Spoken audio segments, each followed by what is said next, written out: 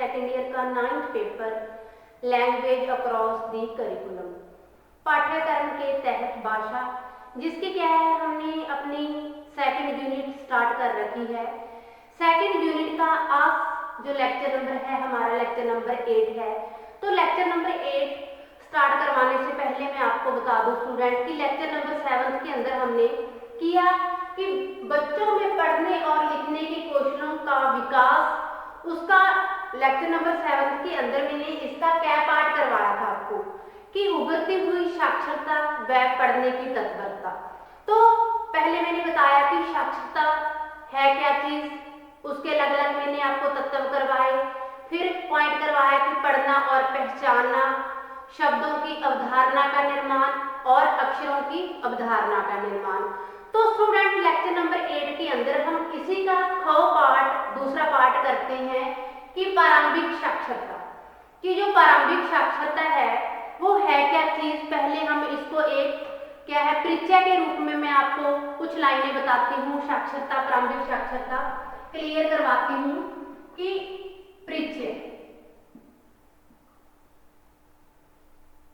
के अंदर हम लेते हैं कि जो प्रारंभिक साक्षरता है इसे एक्सप्लेन करते हैं कि यह एक व्यापक चर्चा का विषय है कि साक्षरता है क्या चीज, इसको किस प्रकार परिभाषित किया जाए। इससे संबंधित अनेक प्रश्न उठते हैं कि एक बच्चे के अंदर जो साक्षरता शब्द है वो किस प्रकार विकसित किया जाए। अगर हम सामान्य शब्दों के अंदर लेके चले कि साक्षरता का अर्थ है जब बच्चे के अंदर पढ़ने और लिखने की योग्यता विकसित हो जाती है। पढ़ने और लिखने की योग्यता के साथ साथ जो बच्चे ने पढ़ा है उसके अर्थ को भी ग्रहण कर लिया है, उसे क्या बोलेंगे हम साक्षर बोल सकते हैं। जब बच्चे के द्वारा लिखा हुआ उसके पेरेंट्स, उसके बड़े बहन भाई उसके द्वारा लिखा हुआ शब्द को पहचानना या अंडरस्टैंड करना शुरू कर देते हैं तो उसे हम साक्षर मान सकते हैं। जब बच्चे के द्वारा खुद का शब्द लिखा हुआ अच्छी तरह से समझ में आने लग जाता है तो उस बच्चे को या उस व्यक्ति को हम क्या है साक्षर बोल सकते हैं। अब इसके अंदर क्या आता है लिखित सामग्री, जो बच्चे के द्वारा लिखित रूप से लिखी हुई कुछ भी सामग्री होती है उसे हम बोलेंगे डिकोड, उसे लिखित सामग्री को इसके अंदर डिकोड किया जाता है। अब लिखित सामग्री के द्वारा जो अनुभव होते हैं उन विचारों और अनुभवों को क्या है डिकोड किया जाता है। इस प्रकार अनुसंधानों के इस बात पर बल दिया गया है कि लिखना और पढ़ना ही बच्चे के लिए आवश्यक नहीं है, कि बच्चे को लिखना और पढ़ने के साथ साथ क्या है उसके अर्थों को भी ग्रहण करना बहुत जरूरी है। तो जो बच्चे के द्वारा लिखा और पढ़ा गया है उसका अर्थ क्या बच्चे को वाकया में समझ आ रहा है। तो इस प्रकार ये साक्षरता से संबंधित है। इस प्रकार हम साक्षरता को क्या है परिभाषित कर सकते हैं, एक्सप्लेन कर सकते हैं। पढ़ना और लिखना एक कठिन और लंबी प्रक्रिया है। बच्चों को पढ़ना और लिखना सिखाने के लिए बहुत मेहनत करनी पड़ती है। तो साक्षरता आधुनिक समय में बहुत ही आवश्यक है क्योंकि आधुनिक सभ्यता का आधार लिखित सामग्री है। प्रतिदिन हमें जीवन की अनेक परिस्थितियों में क्या है अपने घर से संबंधित, चाहे कोई सरकारी कार्यों से संबंधित, चाहे न्याय अपना जो कार्यालय है उनसे संबंधित कुछ ना कुछ हमने अपने रिकॉर्ड संभाल कर रखने होते हैं। क्या वो मौखिक व्यक्ति के द्वारा ही संभव है? नहीं। मौखिक व्यक्ति के द्वारा क्या है हम सिर्फ अपने विचारों का एक इंसान एक बार दूसरों के साथ आदान प्रदान कर सकता है, लेकिन उसे अपने विचारों को जो लेन देन है बैंकों का है, चाहे वो किसी दुकान का है, चाहे वो आस पड़ोस का है, तो वो किसके द्वारा संभाल कर रखा जाएगा? लिखित सामग्री के ही द्वारा संभाल कर रखा जाएगा। तो स्टूडेंट ये हमने क्या है परिचय के अंदर अपने टॉपिक से संबंधित ये क्या है लाइनें लिखनी है जो मैंने अभी आपको एक्सप्लेन किया। अब हम करेंगे इसके अंदर प्रारंभिक साक्षरता की विशेषताएं, इसे भी हम पॉइंट टू पॉइंट ही क्लियर करेंगे। विशेषताएं आप इसे पूरा भी लिख सकते हो कि प्रारंभिक साक्षरता की विशेषताएं, मैंने इसे शॉर्ट में ही लिख दिया विशेषताएं केला। इसके अंदर हम फर्स्ट पॉइंट क्लियर करती हैं। जो फर्स्ट पॉइंट हम एक्सप्लेन करूंगी मैं आपको स्टूडेंट, तो फर्स्ट पॉइंट मैं लिखती हूँ कि शब्दों को समझना।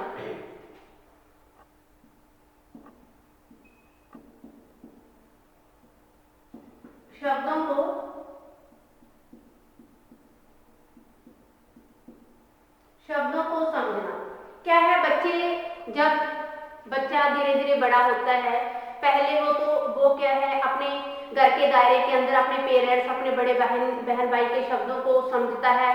फिर धीरे धीरे क्या है उसके अर्थों को भी समझना स्टार्ट कर देता है, जैसे वो सुनता है, जैसे वो पढ़ता है, जैसे वो याद करता है।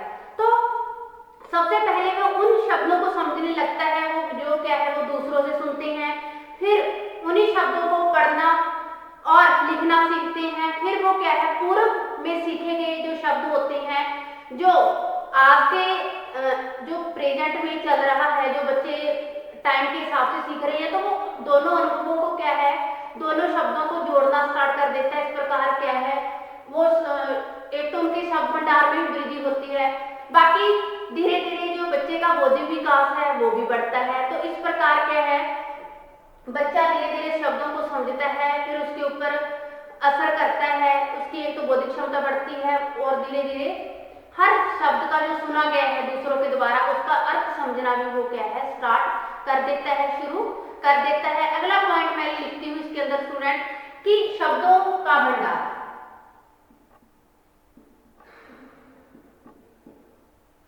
शब्दों का भंडार।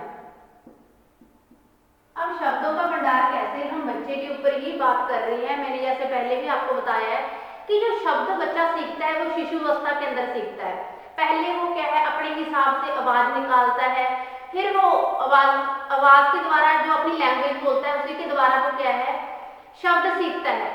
शब्दों क्या क्या है जो भाषा की प्रॉपर ध्वनियों का उच्चारण करके वह एक भाषा का निर्माण करता है। तो धीरे धीरे क्या है बच्चे ने 100 शब्द सीखे, 100 शब्दों के बाद में जैसे बच्चा बड़ा हो गया, घर से निकलकर समाज के दायरे के अंदर आता है, तो 100 से जो उसके शब्द भंडार में वृद्धि हुई है वो क्या है 500 तक पहुंच गई। तो इस प्रकार बच्चा छोटी एज से लेकर जैसे बच्चा एज के हिसाब से बड़ा होता है तो उसके क्या है शब्दों में भी वृद्धि होती है। इस प्रकार क्या है वो जो उसके पहले के शब्द होते हैं और जो नए बच्चे ने शब्द सीखे हैं उन दोनों को मिलाकर वो अपनी लाइफ के अंदर क्या सीखता है कि मैंने ये सीखा अपनी लाइफ के अंदर, उसी प्रकार से जो उसके एक्सपीरियंस है, जो उसका अनुभव है, जो उसका ज्ञान है उसमें भी क्या है वृद्धि होती है। थर्ड पॉइंट है स्टूडेंट कि आगे होने वाली घटनाओं का अनुमान लगाना। आगे होने वाली घटनाओं का अनुमान लगाना।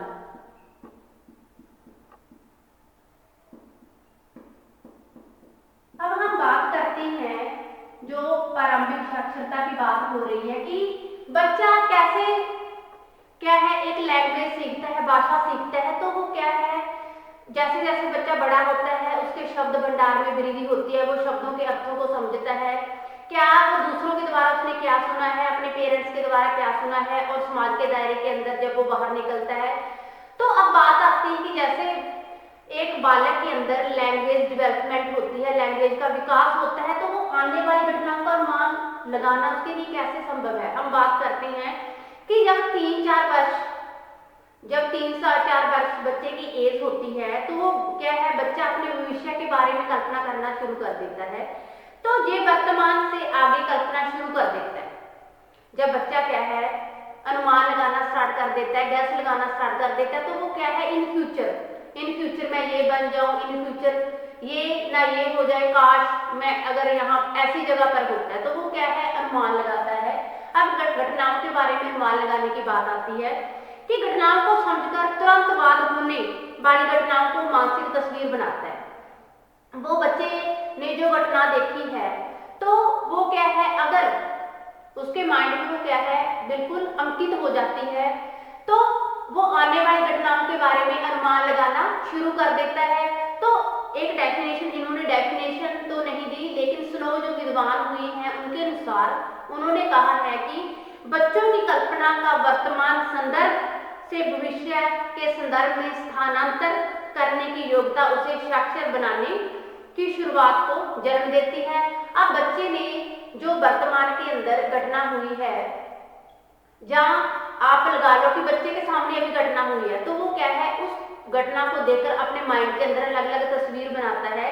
तो ये किसको जन्म देती है, ये साक्षरता को ही जन्म देती है कि बच्चे के अंदर अब वो गुण, वो स्किल्स आ गई हैं, जिससे क्या है, बच्चा एज के हिसाब से बच्चे की मेंटल जो बौद्धिक क्षमता का भी विकास हो रहा है। फोर्थ पॉइंट स्टूडेंट है तस्वीरों और पाठ्य सामग्री को वास्तविक जीवन से जोड़कर जानना या पढ़ना या देखना। आप लिख सकते हो इसके अंदर तस्वीरों और पाठ्य सामग्री को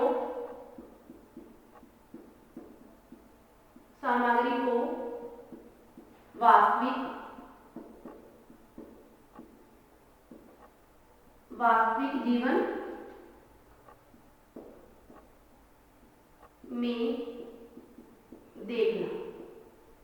अब वास्तविक जीवन में देखना कैसे स्टूडेंट, देखिए कि जो बच्चा तस्वीर को देख रहा है, जो पाठ्य सामग्री के अंदर जो भी पढ़ाया जा रहा है, जो कहानी सुनाई जा रही है, कहानी के अंदर पात्र कौन से हैं, तो पात्रों के स्थान पर अपने आप को क्या है, जो स्टूडेंट है, ये बालक है कि मेरे टीचर ने, मेरे पेरेंट्स ने ये कहानी सुनाई है, इस कहानी के अंदर इस पात्र का ये रोल रहा है, तो वो क्या है, अपने आप को उनके स्थान पर रखकर हर चीज की एक कल्पना करता है, चाहे वो तस्वीर को देखता है कि अगर ये तस्वीर यहाँ इस चीज की है, काश यहाँ मेरी होती, तो वो क्या है, तस्वीर और पाठ्य सामग्री को वास्तविक जीवन से जोड़ना शुरू कर देता है। अब मैं बात करती हूँ अगला पॉइंट कि घटनाओं को याद रखना। अगला पॉइंट है यहाँ पे, यहाँ से स्टार्ट कर देती हूँ स्टूडेंट में कि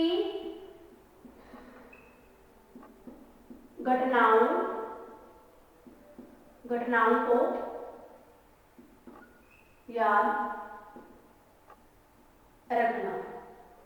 अब बच्चा यहाँ तक इतना क्या है, बच्चे के अंदर की बौद्धिक क्षमता का विकास हो चुका होता है कि उसने जो भी घटना देखी है वो उसे याद करना, या दूसरों के सामने 1 मंथ के बाद, 2 मंथ के बाद उसने उसे किस तरीके से पेश करना है, किस तरीके से दूसरों के सामने उसे बयान करना है, ये चीज क्या है, बच्चे के अंदर इन चीजों का भी विकास हो जाता है। अगला पॉइंट है पुस्तकों के बारे में ज्ञान। 6th पॉइंट है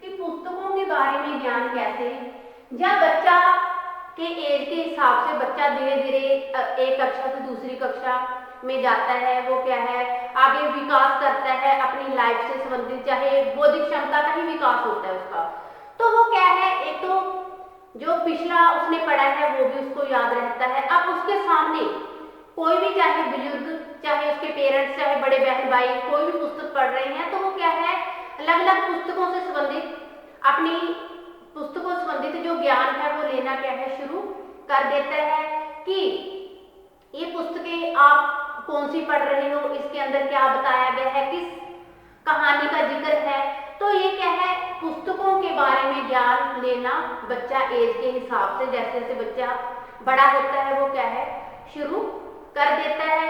तो स्टूडेंट, अब हमने बात की है प्रारंभिक साक्षरता की, हम बात कर रहे हैं कि बच्चा एज के हिसाब से बच्चे शब्दों को समझता है, उसके ज्ञान जो शब्द भंडार है, ज्ञान के अंदर वृद्धि होती है। फिर जैसे कि आने वाली घटनाओं का अनुमान लगाना शुरू कर देता है, तस्वीर और पाठ्य सामग्री के आधार पर अपने आप को किस तरह उसने पेश करना है, इस आधार पर क्या है, बच्चे की मानसिक बौद्धिक क्षमता की क्या है, डेवलपमेंट होता है, विकास होता है। अब हम बात करते हैं कि एक पेरेंट्स या माता पिता, हर पेरेंट्स ये चाहता है कि जो विद्यालय शिक्षा है जो विद्यालय पूर्व ज्ञान है, बच्चे को किस तरह क्या दिया जाना चाहिए। अगला पॉइंट मैं क्लियर करती हूँ। यहाँ पे हमारे 6th पॉइंट क्या है, खत्म होते हैं। अब मैं अगले पॉइंट के ऊपर आती हूँ कि विद्यालय पूर्व शिक्षा।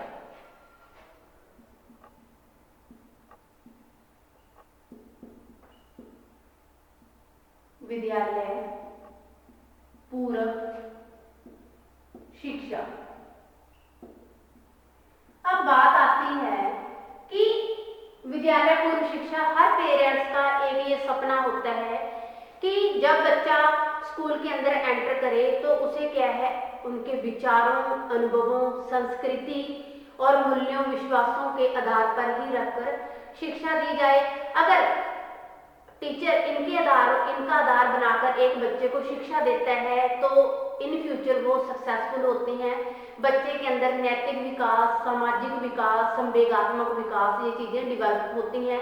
अब हम बात करते हैं, क्योंकि बात हुई है ना यहाँ पे विश्वासों, मूल्यों और संस्कृति के आधार पर, कि हर पेरेंट्स चाहता है कि मेरे बच्चे के अंदर जो वैल्यूज हैं, जो मूल्य हैं, उनका विकास हो, कि उन्हें बड़े की रिस्पेक्ट करनी आनी चाहिए, ईमानदारी नाम की चीज आनी चाहिए। मेरा बच्चा क्या है, करैक्टर के हिसाब से भी अच्छा हो, वो जो भी कोई कार्य कर रहे हैं समाज को मुख्य रखकर, जो उसके घर के हैं उनको मुख्य रखकर ही कार्य करे। अगर बच्चे के अंदर ये चीजें विकसित नहीं होती, जैसे जैसे बच्चा बड़ा होता है तो वो क्या है, समाज के अपोजिट हर कार्य करना शुरू कर देता है, तो इसे क्या, बच्चे को चरित्रहीन समझा जाता है। अगर वही उसके पेरेंट्स, जैसा पेरेंट्स हैं, जैसे घर का माहौल है, वैसे तो नेचुरली बच्चा वैसे ही बनता है। अगर स्कूल के दायरे के अंदर उन्हें वैसी शिक्षा नहीं मिलती, वैसे संस्कार, वैसे विश्वास, वैसे मूल्य नहीं दिए जाते, तो बच्चे का क्या है, भटकने का डर रहता है।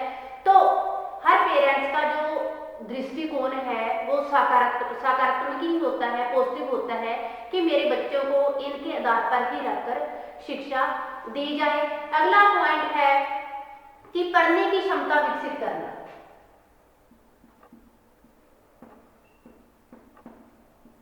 पढ़ने की क्षमता विकसित करना। अब पढ़ने की क्षमता विकसित करना कैसे स्टूडेंट, कि अगर स्टार्टिंग से ही किसी स्टूडेंट के अंदर, किसी बालक के अंदर, किसी व्यक्ति के अंदर अगर पढ़ने की क्षमता विकसित हो जाए तो अच्छा है। पढ़ाई की तो कोई एज नहीं होती, पढ़ा तो किस एज में भी जा सकता है, लेकिन जो स्टार्टिंग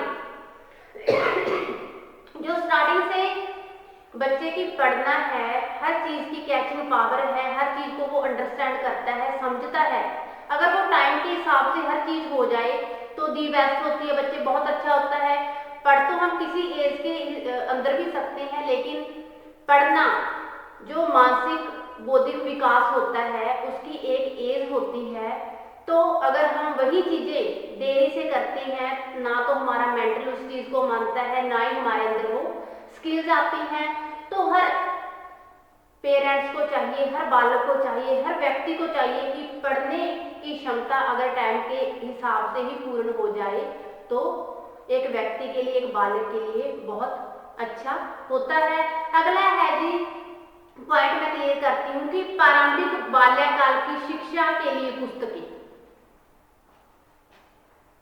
ये पॉइंट मैं यहाँ लिख देती हूँ स्टूडेंट, प्रारंभिक बाल्यकाल के लिए शिक्षा संबंधी पुस्तकें। अब बात आती है कि जब प्रारंभिक अवस्था होती है, प्रारंभिक बाल्यकाल होता है, शिशु अवस्था होती है, तो इसमें क्या है, बच्चों का जो देखने का, जो सोचने का ढंग है बहुत अजीब होता है। तो प्रारंभिक बाल्यकाल के लिए शिक्षा संबंधी या शिक्षा के लिए पुस्तकें। तो बच्चा क्या है, जब उसके पेरेंट्स उसे नई पुस्तकें लाकर देते हैं तो बच्चा क्या है, बैग में से बार बार उसे निकालता है, फिर अंदर रखता है। तो जब बच्चा उस पुस्तकों को अंदर से देखता है तो नई नई तस्वीरें देखता है, तस्वीरों के हिसाब से वो क्या है, कल्पना करना स्टार्ट कर देता है। उसकी कल्पना के, वो अपनी कल्पना को ऐसे पंख लगाता है कि वो क्या है, कहीं और ही दुनिया में खो जाता है। तो पुस्तकें कैसी हैं, उसके अंदर तस्वीरें कैसी हैं, क्या पुस्तकों के अंदर है, ये चीजें क्या है बच्चा एज के हिसाब से करता है। तो कई बार वो क्या है उस तस्वीरों की जगह पर अपने आप को रखकर कल्पना करता है कि अगर यहाँ मैं होता, ये कहानी पढ़ता, यहाँ पे कहानी की पात्र मैं होता तो ऐसा करता। तो इस प्रकार क्या है बाल्यकाल के अंदर शिक्षा से संबंधी जो पुस्तकें हैं बच्चा देखना शुरू करना सोचना स्टार्ट कर देता है। तो स्टूडेंट आज हमारा पार्ट ख जो हमने किया प्रारंभिक साक्षरता, तो उसके अंदर पहले मैंने आपको परिचय करवाया, जो अपने अपने टॉपिक स्टार्ट करने से पहले जो लाइनें लिखनी है, फिर बताया कि प्रारंभिक शिक्षा की विशेषताओं के अंदर बताया कि बच्चा एज के हिसाब से शब्दों को कैसे समझता है और उसके कैसे अर्थ निकालता है। शब्दों का भंडार करवाया कि धीरे धीरे बच्चे के एज के हिसाब से शब्दों में कैसे वृद्धि होती है। पहले बच्चों को 500 तक शब्द आते हैं, 100 से 500, 500 से 1000 तक पहुंचता है। फिर बताया कि आने वाली घटनाओं का अनुमान लगाना। फिर पॉइंट क्लियर किया कि तस्वीरों और पाठ्य सामग्री को वास्तविक जीवन में देखना। फिर पॉइंट आया घटनाओं को याद रखना, पुस्तकों के बारे में ज्ञान। यहाँ हमारे विशेषताओं के 6 पॉइंट क्या है क्लियर हो चुके थे। फिर मैंने बताया कि विद्यालय पूर्व शिक्षा, हर पेरेंट्स की एक सोच होती है कि जो विद्यालय में शिक्षा दी जाए वो विश्वास, मूल्यों, संस्कृति के आधार पर ही उनका जो फर्स्ट बेस है, जो स्टार्टिंग है बच्चे की, उसी के आधार पर बने। कि हर टीचर, हर शिक्षक ये सिखाए कि बड़ों की रिस्पेक्ट कैसे करनी है, बड़ों का कहना कैसे मानना है, जी कहकर बुलाना है। अगर आपको जी कहकर बोलता है तो जी कहकर ही, अगर आपको नहीं भी बोलता तो भी आप पापा जी मम्मा ये चीजें अच्छे से जो है कि एक टीचर का फर्ज बनता है और एक पेरेंट्स होप रखता है टीचर से कि आसपास के जो लोग हैं, वातावरण है, मोहल्ले के लोग हैं, उन्हें कैसे किस बिहेवियर के साथ एक क्या है स्टूडेंट उनको बुलाए। फिर आया कि पढ़ने की क्षमता विकसित करना। फिर पॉइंट क्लियर किया कि प्रारंभिक बाल्यकाल के लिए शिक्षा संबंधी पुस्तकें, यहाँ शिक्षा जो प्रारंभिक बाल्यकाल में बच्चा शिक्षा लेता है, कैसी पुस्तकों को क्या है उसका मन बहुत खुश होता है, बार बार पुस्तकों को निकालता है बैग से, फिर उनको अंदर रखता है।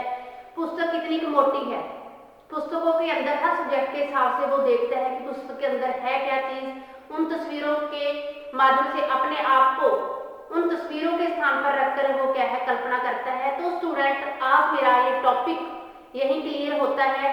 तो नेक्स्ट लेक्चर नंबर 9 के अंदर हम इसका 2 पार्ट करेंगे कि प्रारंभिक भाषा शिक्षा। तो स्टूडेंट आज मेरा ये टॉपिक यही क्लियर होता है। Thanks student, have a nice day.